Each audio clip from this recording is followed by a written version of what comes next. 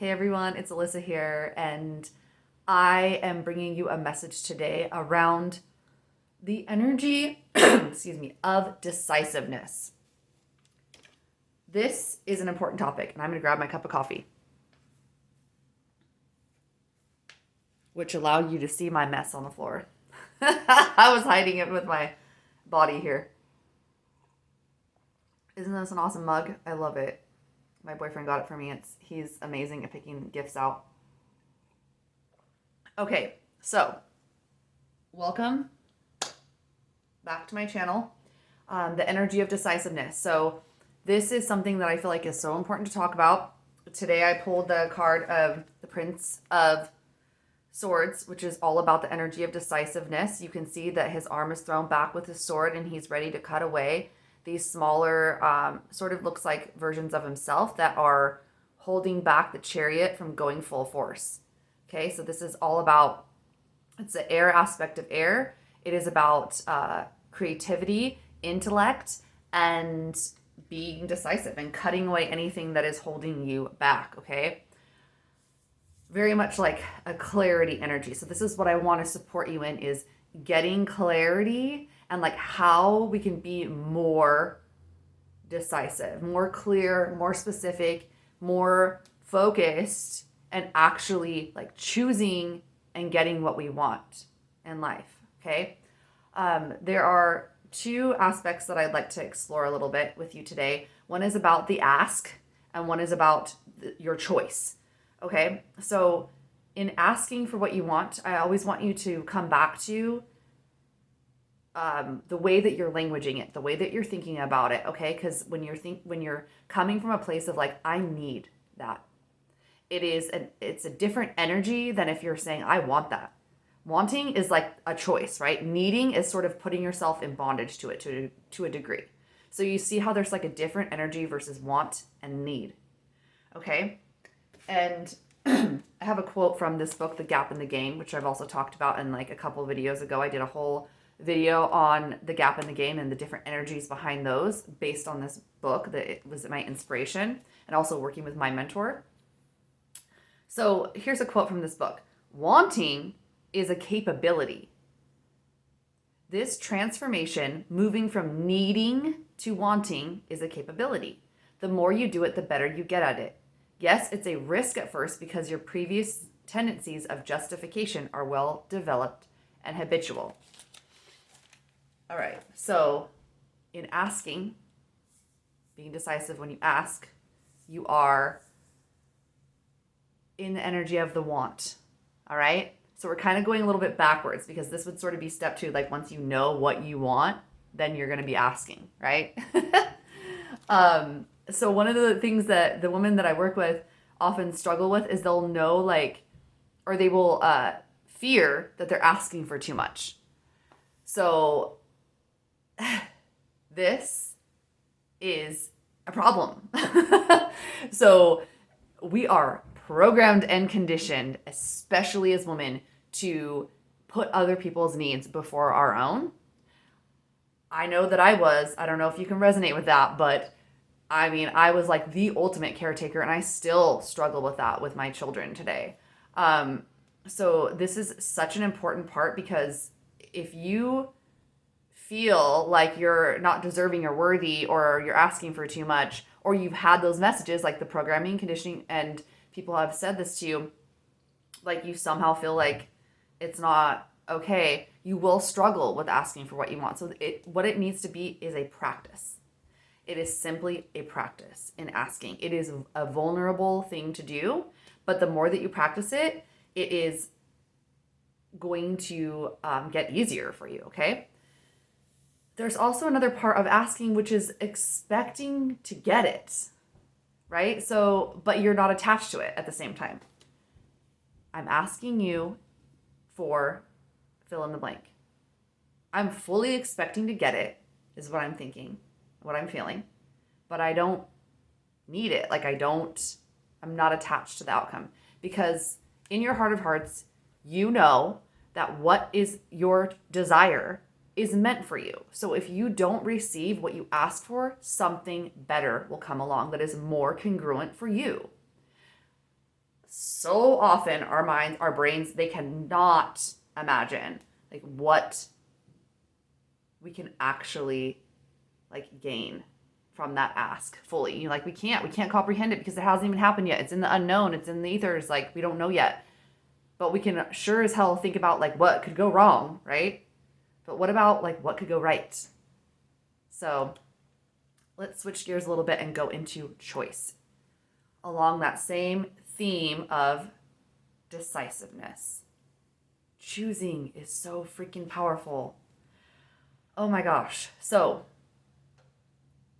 when I was thinking about this, I was like, what does it require of us to make powerful decisions, like be decisive?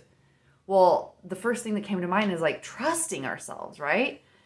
So that's something, again, that the creatives that I work with sometimes struggle with, is like trusting themselves. And so that's something that is that can be absolutely developed.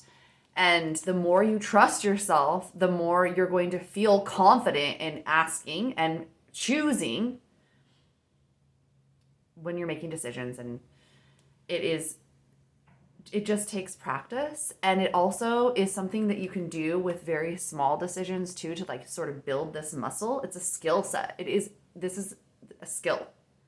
Being decisive, I believe, is a fucking skill. So in choosing, you can start, if you are one of those types of people that feel like very indecisive, like if someone asks you like, what do you want to eat tonight for dinner? And you're like, oh, I don't know, I'm not really sure what I feel like. Try this. If I had a preference, what might that be? So what you're doing is you're opening up a self-inquiry so that nurtures you and like starts to build that personal preference within you, okay? Because I know, like, I have worked with so many women and I've known so many women in my life that don't have a strong preference, or they've struggled with that and now they do, you know, but this is like a major theme, okay? And so I'm intimately familiar with that. And so I think that when you start to just open that question of like, if I did know what I wanted, what might I choose? Instead of like shutting ourselves down and going like, I just don't know, I'm confused. And like, oftentimes that's a protective mechanism, especially with those bigger choices, right? Because it's like, we deep down, we know what we really want, but we may have limiting beliefs and things around like why we think we can't have that thing. So that little practice of inquiry, just saying, if I did know what I wanted, if I did have a preference, whether it's a small or larger decision, but you can start small, you know, and build that decisiveness and making those choices in a more confident way for you. So this also can come from another thing that I've learned just on my own journey and also working with others, that we share this common deep wound of feeling misunderstood. Okay, I am fucking weird to most people. Like, most people that I talk to, it's almost like I'm speaking another language than them. And for those of you who have subscribed to my channel for the human design content initially, and that's, you know, what you're interested in, that's amazing. And I'm a human design analyst and I love that. I love it so much. But like, that's like speaking another language to someone, you know. I bring that up because in human design, you know, I started speaking to people about that like 12 years ago when I first discovered it, and people were like, what? Huh? The fuck? No. So I'm like, nah, you gotta hear it. I mean, that used to keep me up at night because I was so fascinated. Like, I would go down endless rabbit holes with human design. But back on track with feeling misunderstood on related to the energy of decisiveness. If you feel deeply misunderstood, it is going to be hard to communicate and ask for what you want and to be able to make bold choices, because we feel like it's not going to translate, right? And trust me, I know this misunderstood wound, and I feel like the best thing that we can do for ourselves, and what I've worked with others in cultivating, is this self-understanding, right? That ultimately, you know who the fuck you are. You understand yourself, and the more that you can like relax into that knowing, and also know that the people who understand you, they like, that's all, they're they're out there. You probably can count a handful. Anyway, those people are all you need, and you just need yourself, right? Like you get yourself, whether anyone else does or not. But you don't need, again, with that same energy, need versus want, that I started talking about in the beginning, you don't need others to understand you. You really don't. No one needs to understand you. Okay? You understand you. That is literally all that matters. And you will have a few people, maybe more than a few people. The people that are meant to understand you will fucking understand you. And believe me, they will love you so much, because they're going to be like, "Cool, you get me." And it is so beautiful. Okay, so if that's not your reality right now, and you really don't feel like you have anyone that understands you, just know that you really are not alone. You're not alone. You've got to have your own back, okay? This is one of my deepest wounds and one of my clients' deepest wounds, okay? It's one of the things that brings us together. So I know this, and I just wanted to bring that in today because it's such an important thing to touch on. And also, on the flip side of that, your feeling of being misunderstood is one of your greatest gifts, because I believe it makes you an innovator. You see things differently. You understand things differently. Like, you perceive things in ways that most people would never even think to look at from that angle, or they wouldn't even open their minds to consider what you've already considered. Like, you have probably already thought about something like in 500 different facets, and they're just like, what in the hell? Like, how did you even do that? So you have like this superpower in that. Okay, there is a very huge gift in being misunderstood, because you actually, it really can, you can use it to your advantage. And I just wanted to share that too, because it really is such a gift. So I encourage you to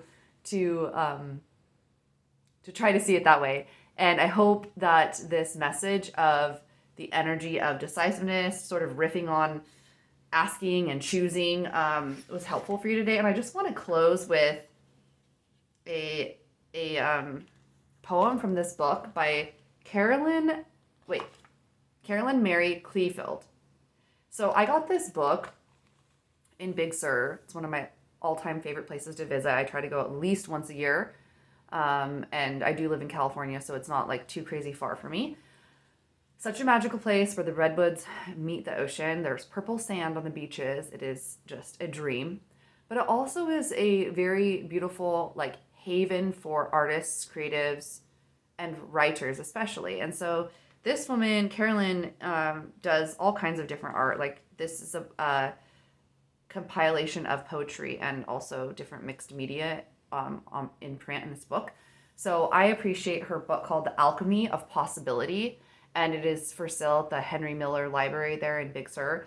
And I've purchased that several times and then given it away, and like now I have my own copy. But this book I just got on my last trip to Big Sur, and I wanted to share something. I think I'm just opening it for the first time to share with you guys today. And I got it back in June, a few months ago. So this is our first book opening, like, reveal, I guess. And I thought this was applicable to the message today.